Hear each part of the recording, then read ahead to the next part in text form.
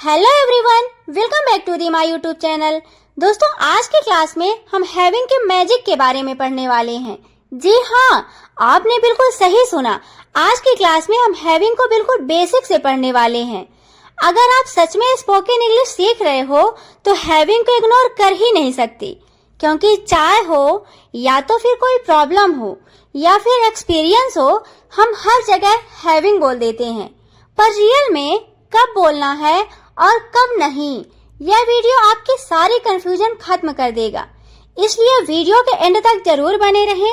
और अगर आप चैनल पर नए हैं तो चैनल को लाइक और सब्सक्राइब करना ना भूलें। तो बिना टाइम वेस्ट चलिए क्लास को शुरू करते हैं। हैविंग का पहला यूज है करने पर या करने के बाद के सेंस में। किसमें? करने पर या करने के बाद के सेंस में। मीन्स अगर हिंदी के किसी वाक्य में करने पर या करने के बाद आता है, जैसे घर जाने के बाद मैंने उससे बात किया, खाना खाने के बाद मैं ऑफिस गया, नाश्ता करने के बाद मैं घूमने गया। ऐसे सेंटेंसेस जब हिंदी में दिखते हैं तो वहां पर हम किसका यूज करते हैं? हैविंग का। किसका? हैविंग का। इसे हम सिंपल सा समझ सकते हैं कि जब कोई काम पहले कंप्लीट हो चुका हो, जब कोई काम पहले कंप्लीट हो चुका हो और उसके बाद दूसरा हुआ हो, तो वहां पर हम किसका यूज करते हैं? हैविंग का। अब इसका स्ट्रक्चर देखते हैं। इसका स्ट्रक्चर होता है हैविंग प्लस वर्ब की थर्ड फॉर्म प्लस ऑब्जेक्ट, और लास्ट में जो दूसरा सेंटेंस होता है उस पूरे सेंटेंस को लिखते हैं। तो सबसे पहले हम किसको लिखेंगे? हैविंग को। हैविंग के बाद हमेशा वर्ब की थर्ड फॉर्म प्लस ऑब्जेक्ट और लास्ट में दूसरा सेंटेंस।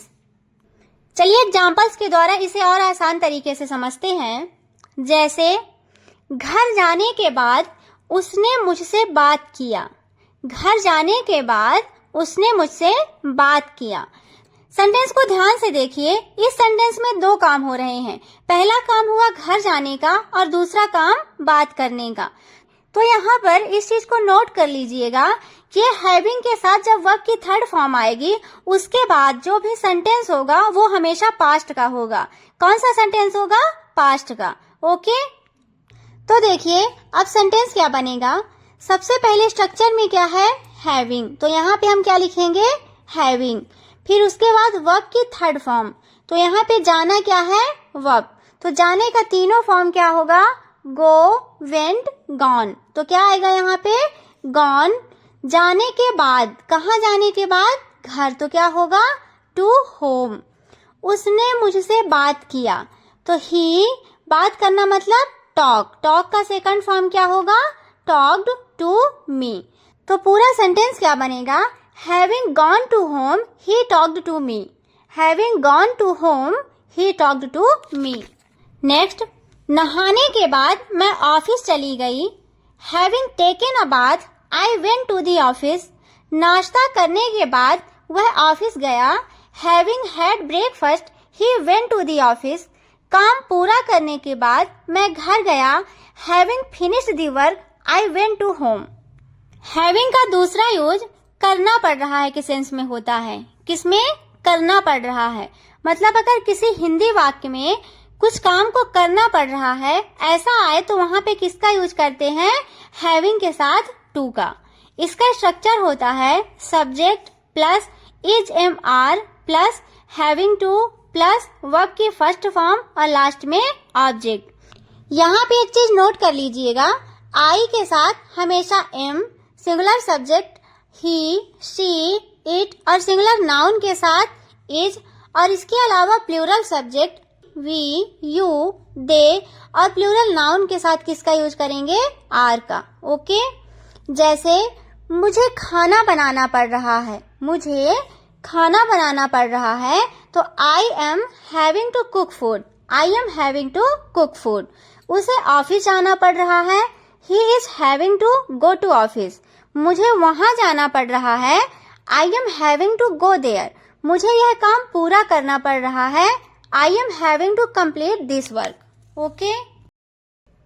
हैविंग का तीसरा मीन्स है पाकर। जैसे तुम्हें पाकर मैं बहुत खुश हूँ, मोबाइल पाकर मैं बहुत खुश हूँ।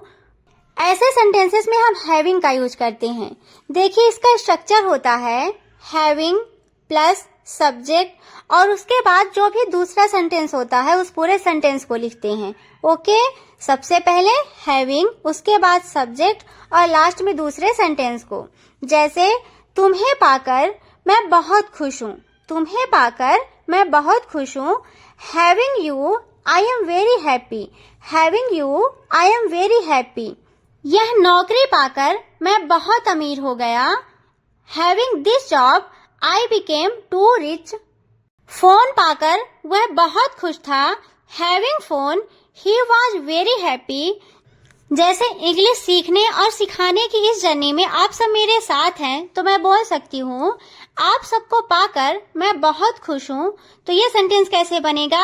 Having all of you I am very happy, having all of you I am very happy. Having का अगला यूज है करने के सेंस में। जैसे मैं नाश्ता कर रहा हूँ, मैं डिनर कर रहा हूँ, मैं ब्रेकफास्ट कर रहा था। ऐसे सेंटेंसेस में हम किसका यूज करते हैं? हैविंग का।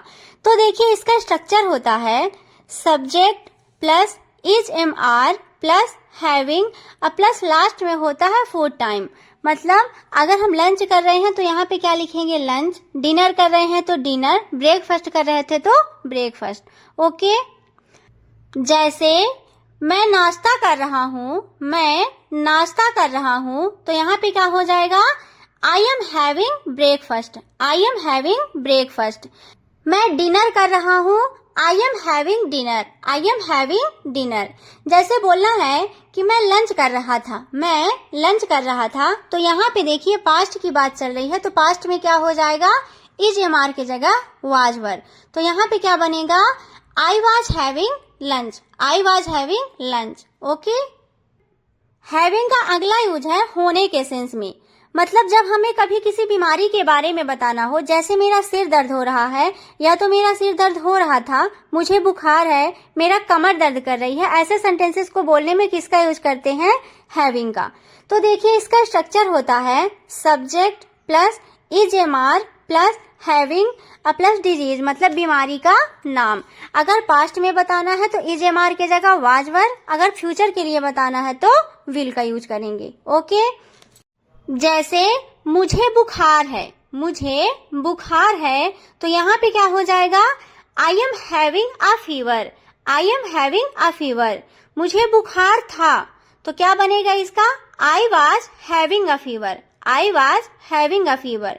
मेरी कमर दर्द हो रही थी, मेरी कमर दर्द हो रही थी तो I was having back pain, I was having back pain.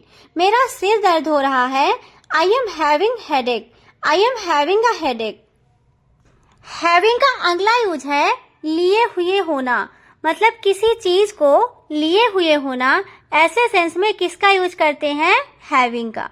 तो देखिए इसका स्ट्रक्चर होता है subject plus helping verb plus having plus object और लास्ट में अदर वर्ड।